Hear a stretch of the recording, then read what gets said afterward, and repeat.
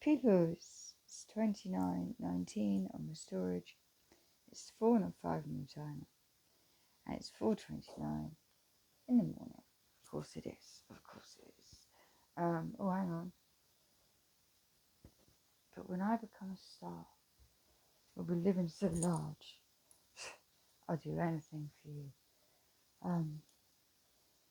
Yeah. Oh, right. I can't close that door. Let's close this one instead. Sorry, it's 4:30 in the morning. And my son, you know, he sleeps. I mean, most people do at 4:30 in the morning.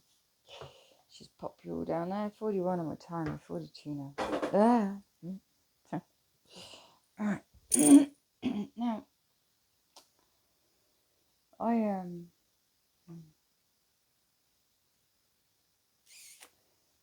it's been cool to look at something about 4 o'clock in the morning, like you do. Let me just sip my tea. 104, 105 my time. You might like tea, whoever you are. Do you like tea? Mine's mint tea today. Again, I change every day. It goes in.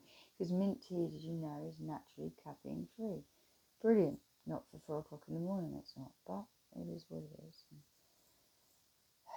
That's what it is. Now, it was cool to do something when I woke up. I'm gonna try and ignore this clock. I say it every time. Every time. 143, 144. Oh, just done it again. But 143, I love you. Yes, well. Good. Whatever that means for you where you are. Great, good. Now, this thing I've been called to look at in the night, it's particularly close to my heart for a number of different reasons. Some of them extremely personal. Extremely. I'm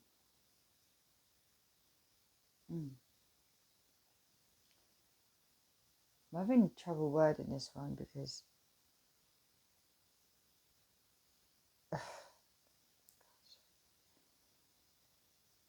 so I'm going to tell you a story. I'm going to tell you 2 stories. 10 years ago, more than 10 years ago, 15 years ago, I had an accident at Tesco's. And I slipped in Tesco's. And every aisle that was in Tesco's had CCTV in it. And every single aisle of CCTV was working except the one I slipped in. Now, you know, Tesco's, they had to get the ambulance in because I'd already previously broken my back 9 years before. That was my own fault. I jumped out a window. I shouldn't have done. Well, no, because there could be people here. I shouldn't have done. Let's just put it like that. I shouldn't have done. Well, no, I don't believe that actually.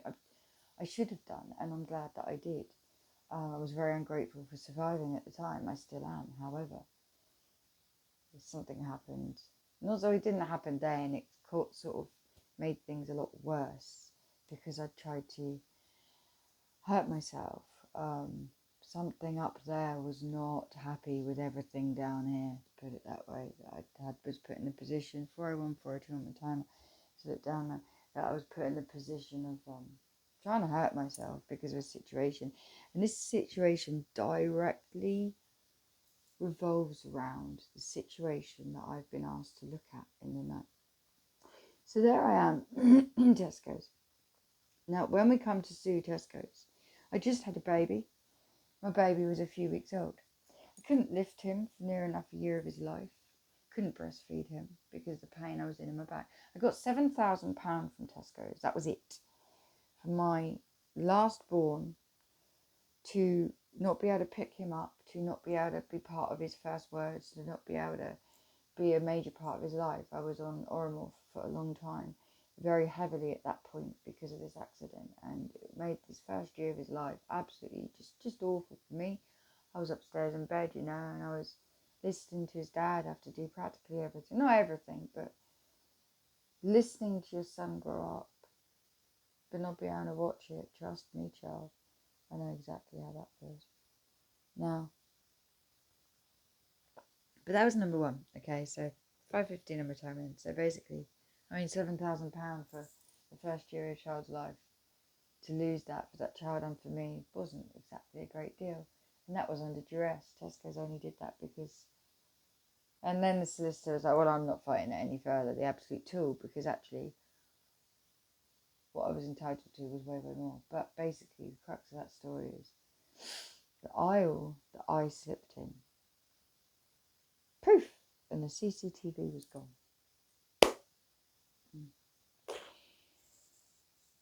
And then later on down the line, my son, we'd been telling the services for ages, this boy's got ADHD. No, he hasn't. No, he hasn't. No, he hasn't. No, he hasn't. No, he hasn't. Yes, he has. Yes, he has. Yes, he has. Yes, he has. I mean, in the end, I proved it. And the proving process, I was treated like absolute dirt. Not one apology yet. No compensation for my children. And I know a lot of kids go through a lot of things in this world, but my children deserve it. I expect it for them because they deserve it. They are worthy of it because of what they had to endure, because of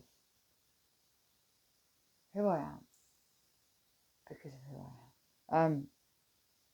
And that goes for more than one way, trust me.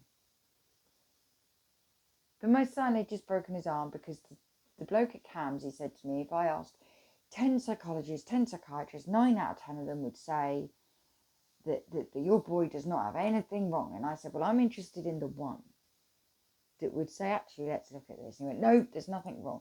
And he basically told my son that parkour, climbing hundreds of feet or 100 feet or 50, 60, 70, 80 feet without a rope was absolutely fine because it was all in my head. It was all in my head and there was nothing wrong and not to listen to me. Well, he did exactly that.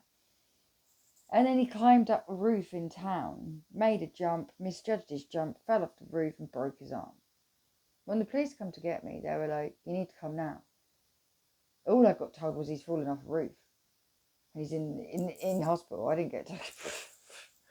That was the panic for feeders to feed off. Oranges and lemons, says the bears of St. Clements. Anyway, so he gets to hospital. Thankfully, he's only broken his arm. He sat bolt upright with his broke purple cards going, oh, I broke my arm. Oh my good God, child. They panic us, right? Don't they panic us? 747 on the timer then. And they do panic us. A few weeks later, when the cast comes off, I said to his teacher, I was like, right, the cast has come off, literally just come off. He mustn't go on the sports field because if he, while it's healing, because he had this like, the cast came off and then he had this, it's called a tubey grip. It's like a bandage, but instead of wrapping it, it's like one big long arm sock. And you sort of put your hand in it, you make a hole in it, you put your thumb through it, and then voila, job done. Fine. My mother has her plaster cast still in her loft, apparently, from when she was younger, from when my so-called father broke her arm. The only problem is, he wasn't around long enough to do that. Interesting. Ian, you may resonate with the word Ian. I'd be surprised if that man was my father. I'd be gutted if that man was my father. This rate, I'd rather, never mind. Anyway, 8:58 on my timer, interesting. So there we are, we're telling the school, you must not do sports because the cast has just come off. It needs to be looked after. Well, no, first it was okay, it was fine. But then my son, I want to go on a sports field. I want to go and play football. I want to go and play football. I want to go and play football. And so much did this child not have ADHD. He went on and on and on and on and on. And in the end, the school went, fine. You can go on the pitch. Even though I'd said he was not allowed on the pitch. You can go on the pitch. And he played football. From that day, he ended up blinded in his left eye permanently because a freak accident, apparently a ball hit him from 30 feet away in his eye socket. I was in West Sussex advocating at the time and I get a phone call. You need to come, Ethan's hurt his eye. Fine. I couldn't get there. And I rang my friend and I said, can you go to my boy? He's done something at school. School said it's nothing. It's nothing. Even though I didn't know his eye was bleeding. He got up and he was blind on impact. When they finally stood up off the pitch, apparently he was blind on impact. And my friend was told, no, it's nothing. It's just a bit of blood. Take him to the smaller unit. Smaller unit took one look at him and said, take him to the major unit now, right now. He gets into the other unit. I'm now on my way. It's an hour's drive from West Sussex. Whisper Green, beautiful village, beautiful. I wish I could have lived there, stayed there. Beautiful. Absolutely stunning, it really is. The kids can't hang there because there's no street lights. You can't hang on the corner. There's 144, 145 then because there's no street lights. It's amazing. It's amazing. It's just a lovely village, but it's full of karmics, unfortunately. You may resonate with the word Gemma. So I'm now on my way, and I get there, and this doctor says to me, no way was that a football, because we have our eye socket to protect us. And my boy, he's just absolutely beside himself because he can't fucking see out of his left eye now. And they said to him, well, we don't often see this injury. We've never seen this injury with a football player. We've never seen it. And then I thought about it over the years. No football player in the world, I don't think, has ever had this injury that he apparently sustained by a football hitting him 30 feet away. 3 days later, we get the final result of these retina scans, and this boy will never be able to see out his left eye ever again. Elon Musk, you owe me a favour, babes. Just saying. He'll never be able to see out his left eye ever again because he cracked the layers from the back to the front of his eye.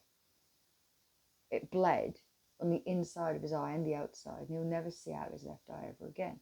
Now, when I made the complaint to school, guess what they said? Poof! And the CCTV was gone. No apology, no compensation, no nothing. Just told it was a freak accident and to deal with it. But the moral of this story is yet again, poof! And the CCTV was gone. Now, because of personal reasons, I'm not going to be doing what has been. Someone is trying to push me into doing something. And because of personal attachments to this particular moment in time that is taking place, because of my attachments to the places involved, because of my attachments to the specifically, especially the people involved, I shall not be commenting any further.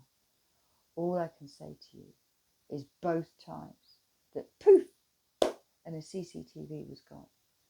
I would urge now anybody that has any sway or say so in these moments of poof and the CCTV was gone to really think about what you're doing. And when you take your last breaths, whether you're going to actually be at rest and at peace or not, or how that may or may not affect your family, your children, your grandchildren, your loved ones in the future. I'm going to go and have my cup of tea, and it is 13:41 on my timer, 13:44 now as I look down, and I hope that I hope as easy as it is to poof and the CCTV is gone. I hope sometimes, and I hope in this case in particular that I've been drawn to look at, I hope it's as easy for poof and the CCTV to come back again. I really hope whatever CCTV may or may not be missing from a case, like I said, that is extremely dear to my heart for reasons that one, I can't go into, two, would make your hair curl. I only hope the CCTV can be found, and if it can't be found, I only hope the one responsible for removing, or possibly not, but I hope they are able to come forward and suddenly somehow the CCTV be found. Because like with my son and with me, there are always reasons for these things. And when these reasons are not looked into because somebody is under some thumb of I better not do that or something's going to happen to my family, What do you think's going to happen to your family if you don't? Because you might die, you might take your last breath, and when you are dead, sir or man, pretty sure there's a sir and a man involved in this. When you take your last breath, and you are on the other side, you will have to watch your children, your grandchildren, your families suffer for something that you agreed to because you think what people can't be touched. I am walking, talking, living, breathing proof. No, I'm not your fucking doll, but I am walking, talking, living proof. Proof that you're so wrong about those things. And I truly hope wherever you are, if you've got something to tell someone, I hope you've got the strength to do it soon. Soon. As I said, because of the people I'm finding are related to other people, they're related to other people, that some people have taken, blames for things that wasn't them, and this and that, and I'm not prepared to comment any further on any of that. All I can say is normally, and I've just given you 2 examples of when poof and the CCTV is gone, 10:27, no, 16:27, 16:20 at the time. I've just given you 2 examples. And like I said, put my voice through an algorithm. Is she telling the truth algorithm? You'll find I'm doing nothing but telling the truth. Sadly. For my sons. Sadly.